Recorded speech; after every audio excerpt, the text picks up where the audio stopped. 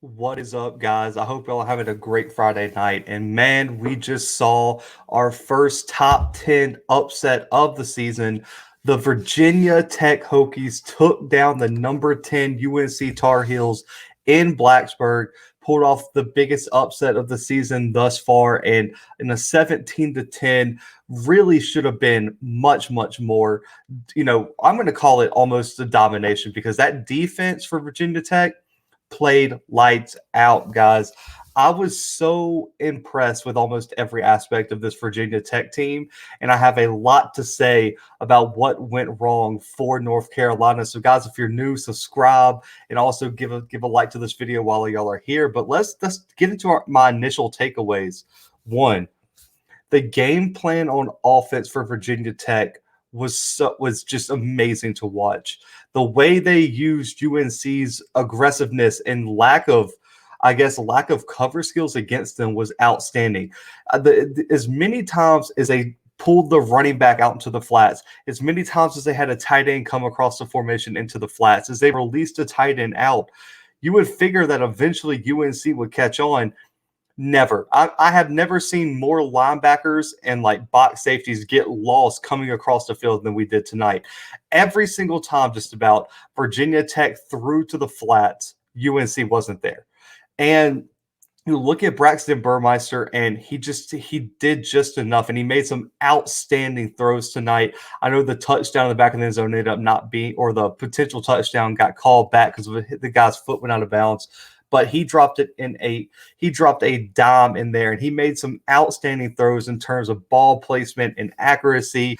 And I understand he wasn't perfect or anything like that, but 12 for 19, 169 for a touchdown, outstanding. The interception, I understand he threw that, but for me, Braxton Burmeister did just what he needed to do. He got the ball to his playmakers, and his playmakers made plays in space.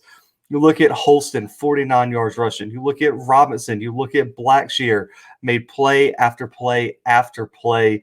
I don't think the stats of this game, when you go look at the box score I was looking at before I've recorded, I don't think it tells the whole story because Virginia Tech had a missed field goal. They had a touchdown that was called back. They had a guy drop a touchdown that hit him in the face.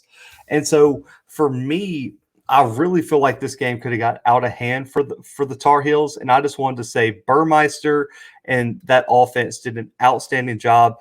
Blackshear in the receiving game, Turner in the receiving game, all of those guys deserve high praise. Even Mitchell got in on the action. I believe on that first drive was an absolute clinic of an offensive performance for Virginia Tech. I believe 8 different players touched the ball on that drive in some capacity, and UNC had no answer as they went straight down the field, and Burmeister took it in for the score. I can't believe how bad UNC's defense looked at times. I talked all pregame, all offseason about how I thought this was going to be one of the better defensive units. I didn't see it. I think linebacker for me is a spot of major concern on the defensive side of the ball for UNC. And, the last takeaway I have is that Virginia Tech defense. That defensive line absolutely embarrassed the UNC offensive line. The edge rushers, they were getting defensive tackles breaking through double teams and hitting Sam Howell, but on a quick slant play. The speed and the ineffective blocking of UNC's offensive line and how fast Virginia Tech was getting back there was almost criminal. I mean, when you throw a quick slant in the pocket and it's just supposed to be like a one-step get the ball out, and you have a defensive tackle hitting you in the face, there's nothing you can do. So shout out to the offense for Virginia Tech for keeping the defense on their toes all night long. And also shout out to the defensive coordinator and the defensive lineman for absolutely locking down this offense. And shout out to the secondary as well. I don't think we saw, outside of a screenplay and maybe some, I thought Sam Howell did enough to get out of the pocket and make some plays. But for the most part, Virginia Tech clamped these wide receivers all the way down the field, which led to even more problems for Sam Howell in the pocket, in which the Virginia Tech defensive line sacked him 6 times.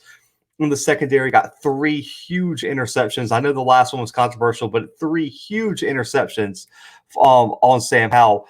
outstanding job to Virginia Tech tonight. They look like the real deal. And we're going to come back to them in terms of what's going on moving forward.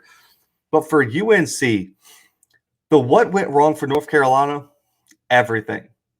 The fact that that's the performance they came out with, I know Phil Longo and his offense has got has gotten some flack, and a lot of people on Twitter were very, very harsh on this offensive game plan. If you have a new running back, if you have new wide receivers, how in the world are you just going to have these complex route pounders where Sam Howell is going to have to stand in the pocket and wait 5 seconds for someone to be open? As soon as they started bringing pressure, why didn't they go to the quick pass RPO game? Why didn't they run more screens? And the screens they did run, they were successful. Why didn't you run the ball more? Todd Chandler had 10 carries, and he was averaging almost 7 yards a carry on all that. And Sam Howell had more carries, which were really him just trying to run for his life, than you ran design runs just about all game. This game plan, I understand Howell is a great quarterback. I would say top 3 in college football. The wide receivers weren't there. The offensive line wasn't ready. The offensive line, guys, for North Carolina was the greatest disappointment I've seen all week. I've watched all the football games that have come on. We've done all the research, all the previews. This offensive line, I mean, you could have just been better putting just up a wet paper towel in front of Sam Howell. They couldn't block a single thing. I mean, they were getting pressure on Sam Howell on every single snap. And you could tell Sam Howell was getting frustrated. You could tell Sam Howell was like, I don't even know what to do.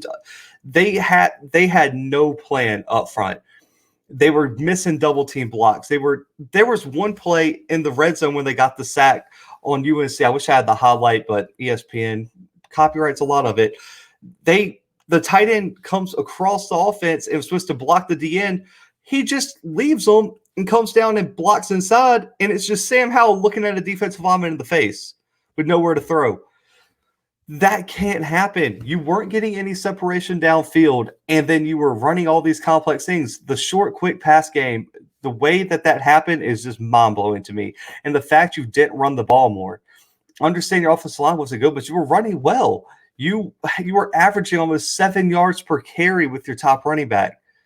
And DJ Jones averaging 7 yards a carry too. You had the rushing game, and it could have helped your defense out because your defense was on the field a lot because you couldn't sustain drives. North Carolina, the game plan went wrong. The offensive line's performance was atrocious. The wide receivers couldn't get separation. The defense couldn't execute, and it was just lack of execution and a horrible game plan for North Carolina.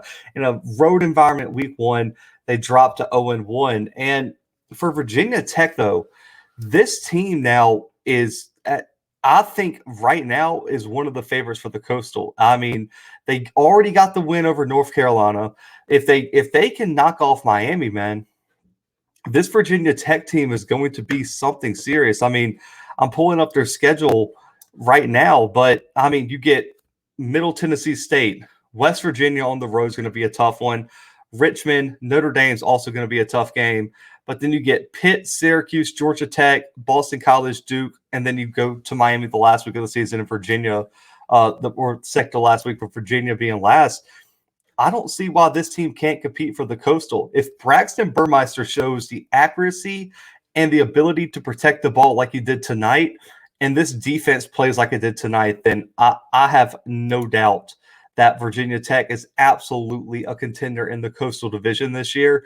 And right now, with Miami going to Alabama, UNC and Miami are going to both be 0-1. Virginia Tech's going to be 1-0. And I know Miami won't have that conference loss, but what this does for UNC in the Coastal, though, is now you got to hope you win out and Virginia Tech drops 2 divisional games. You have to hope they lose to somebody. And if Virginia Tech somehow pulls out that Miami game, they're probably going to face Clemson I'm going to say Clemson, but probably Clemson in the ACC championship game. For UNC, though, man, this moving forward, you have to really, really look at this team. But luckily, guys, when you look at their next 4 games, they're all winnable. Georgia State, Virginia, Georgia Tech, and Duke. Georgia Tech, Duke, and Georgia State are probably all pretty easy wins, I would say, in my opinion. I mean, you should win those games if you're North Carolina. The Virginia game's a good test at 6:30 on the 18th. But for me, Florida State, Miami, and North Carolina, along with Pitt and NC State in the last 2 of the last 3 weeks, those are going to be tough games as well. So, Georgia State is a good win next week, but man, you got to get it together by Virginia. That cannot happen with the offensive line. If I'm Sam Howell, I'm looking at everyone in the locker room and be like, can I get some help? It was atrocious. And Sam Howell, 200 yards, a touchdown, 3 interceptions. But for me, Virginia Tech had the better game plan, the better execution. The defense played outstanding, guys, and that crowd was rocking. I said on the preview that when you put all the ingredients in, this is a game that you absolutely could see an upset in. Everything was there. The Friday night, the Blacksburg environment, Virginia Tech having a bunch of talent. And for me, I was so impressed with Virginia Tech pulling out the win. They let UNC hang around, and it was way closer at the end than it should have been. But right now, if you're UNC, you have to be looking at that offensive line and being like, who are we going to beat with that offensive line performance? If that offensive line does not come together, UNC is not winning the Coastal. And, when you look at Virginia Tech, it's just keep doing what you're doing, man. That defense played outstanding. And if they can get that defensive performance, they have to be a favorite for the Coastal right now. But, guys, it was a huge night for a big upset on Friday night in Blacksburg, man. We wanted to get this episode out ASAP so we can get all my opinions out. I want to get y'all's opinions. Listen, if you're still here, comment your takeaways from the game. Like the video, man. It definitely helps us, and I appreciate the support. And hit that subscribe button if you guys are new.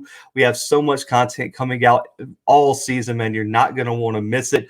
But, guys, enjoy y'all's Friday night. Virginia Tech upsets the number 10 ranked North Carolina Tar Heels in Blacksburg, 17-10. And, guys, I will see y'all this weekend.